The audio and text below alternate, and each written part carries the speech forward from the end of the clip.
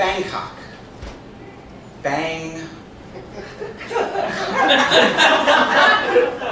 The name alone sounds skeevy, and from the moment I get off the plane, I'm on high alert. I've read about the tuk-tuk scammers and locals that play volleyball with their feet. The decor in the airport doesn't help either. Smirking Buddhas, sneering Buddhas, a gang of Buddhas pummeling a three-headed snake. The airport bus drops me downtown on Sukhumvit Road. That's a boulevard that's supposed to be 2 blocks from my hotel. On the corner stands a local woman. She's wearing a t-shirt that says University of Nebraska. That's Nebraska with just one P. The whole area is packed with these little carts of noodles and soup. I start to walk and the sooty, humid air stings like a lung full of red ants. Immediately I'm lost. So I approach a guy. He's got a mossy blonde beard growing down his sternum.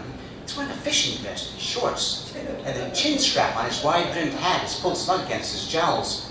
It looks like he's bracing for a typhoon. Excuse me, I ask, do you know how to get to a street called Soy 38? You from the U.S.? I'm from Boston.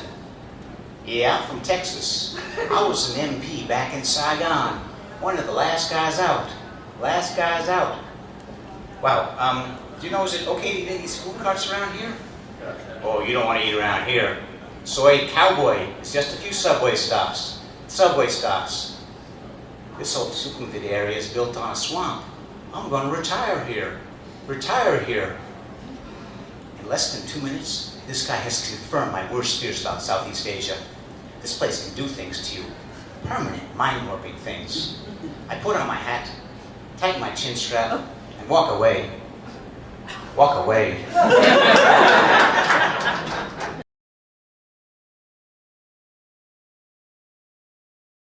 Cholera, plague, Japanese encephalitis, typhoid, typhus, trench fever, yellow fever, dengue fever, diphtheria, dysentery. That's just a sampling of what I could face on an upcoming 4-month solo trip around the world. This is a slide from the U.S. Center for Disease Control's website, and it's a map of the diarrhea hotspots around the world. The hotspots are red, and the trajectory of my trip is in black, and as you can see, I was going to be hitting all of the hotspots. But there was something that concerned me even more. Guinea worm disease. Anyone familiar with this? The way this works, you ingest some infected water. The parasite gets into your body, and over the course of time, it grows into a 3-foot worm. And apparently you can feel this thing crawling around under your skin. And then when it's ready to reproduce, it pops its head out of a blister in your foot. I know this slide kind of upsets some people. Shut it off. You know, last thing I want to do is upset anyone or trigger anyone. International incident.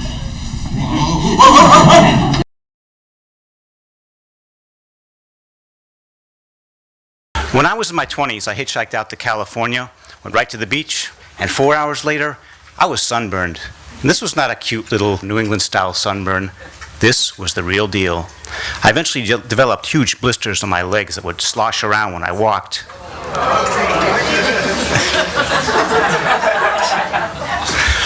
2 nights later, I was feeling worse rather than better, so I got back out on the road, started hitching home. And the first car that stopped was a little red Volkswagen Carmen Ghia, and the driver had long blonde hair and a beautiful face like Sharon Stone. I got in. He glanced at my legs and said, "That doesn't look good. Why don't you stay with me and my girlfriend for a couple nights?" So we go back to his place. Girlfriend makes dinner, goes to bed. Then he takes out some beer, and then he takes out some weed. And we party for about an hour, and I think to myself, you know, this guy's okay. He's sharing his house, he's sharing his food, and he's sharing his party supplies. So I took out a little bottle of Percodan. Now, Percodan was a prescription painkiller known to induce feelings of well-being and camaraderie. So the next day, he goes to work, I sit on the couch and watch TV. End of the day, he comes home, no sign of the girlfriend. After dinner, he takes out the beer, he takes out the weed, I take out the Percodan, which is known to induce feelings of well-being and camaraderie. After about an hour, he says to me, "Have you ever been to a gay bar?" And I thought to myself, you know, I think he's daring me. So at the bar, guys are buying me drinks, checking me out, and I thought to myself, you know, This is what it must be like to be a hot chick.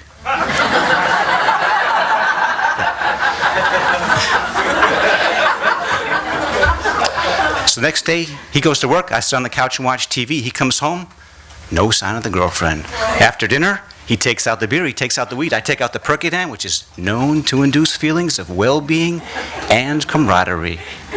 After about an hour, he says to me, you know, I bet that couch must be kind of uncomfortable.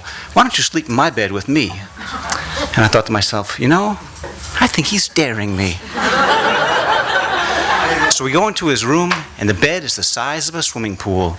And I look at his long blonde hair and his beautiful Sharon Stone face, and I look back at the bed, and I notice that the sheets are all kind of bunched up and sprinkled with little white crusty stains. And I thought to myself, you know, if I sleep in that bed, I could wake up tomorrow all bunched up and sprinkled with little white crusty stains.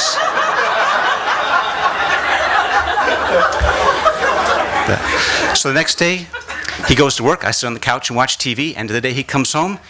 He takes out the beer, he takes out the weed. I take out the Percodan, which is known to induce feelings of well-being and camaraderie. An hour goes by, 2 hours go by, 3 hours go by. No mention of gay bars, no mention of sleeping in his bed. A couple more nights go by, and I still got these big blisters that are sloshing around when I walk, so the sunburn's not getting any better. So finally, he comes home with a plane ticket. I didn't know, but the guy was a travel agent. So the next day, we go to the airport, and the gate attendant meets me and goes, Mr. Ross, I understand you're not feeling very well. We're going to put you in first class. So I look at Mr. Sharon Stone with his long blonde hair and his beautiful face. I give him a hug, I give him a kiss on the mouth, and I give him my Percodan. And thinking back on it now, he was a much better man than I was. At that age, I wouldn't have gone through all that trouble for someone that wouldn't put out.